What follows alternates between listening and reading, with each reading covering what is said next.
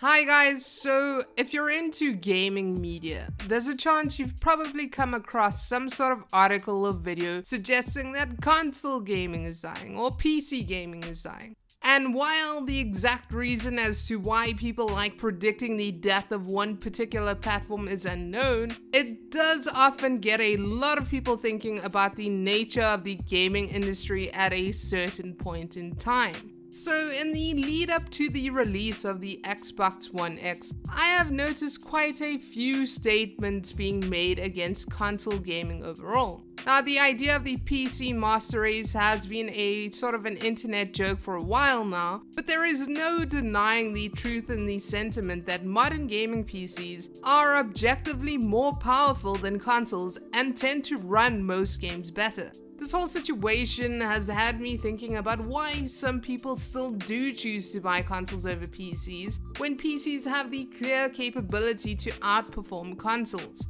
Now, in answering this particular question, I decided to discuss some of the most common reasons some people tend to give as to why they chose to buy a console over a PC. This particular list consists of 6 points.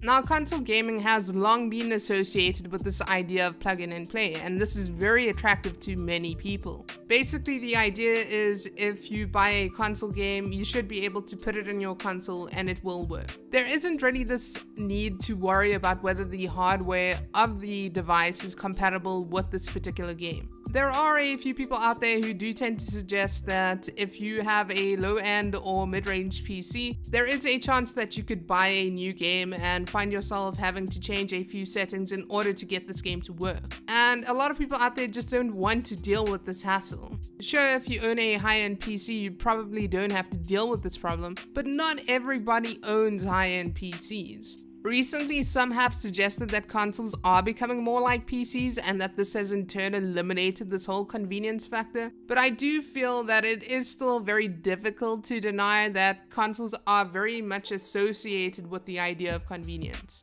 Whether or not they are still as convenient as they used to be is up to debate.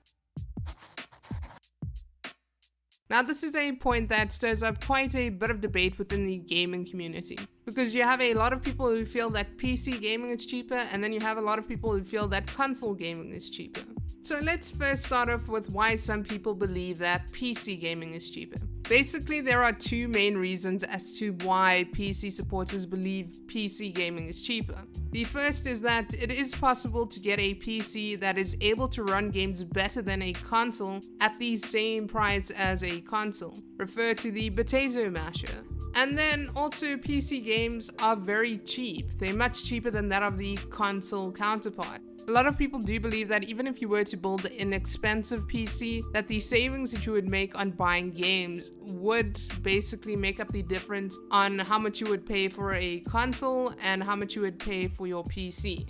Moving on to the arguments of the console supporters, a lot of their arguments are basically rebuttals to the PC supporters' points. Basically, console supporters do tend to suggest that even if you are able to build a PC at the same price as a console in some areas, this isn't really a fact that is applicable to all situations. You know, in some countries, PC parts are very expensive, making a console a more viable choice. Then there's also the fact that a lot of console supporters do tend to believe that if you build a cheaper or budget PC, then you may actually have to upgrade it after about 2 years or so, meaning that the console may have actually been a cheaper and more viable choice.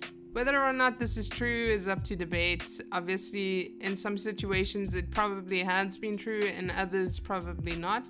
I think a lot of the times in these types of debates, the console owners or console supporters arguments tend to display this belief of, if I can't own a PC that can run games at 8K, I'd rather just own a console. And you know what? There's no problem with that. Play games on what you want to play games on. Now, ultimately, exclusive content may be one of the determining factors in why one may choose to buy a particular device. You know, you get a lot of people out there who come out and say that I'm not interested in any console games or I'm not interested in any PC games. But you're really telling me now that you've watched all of the trailers for these devices and never come across one game that you really wanted? I really find that very hard to believe.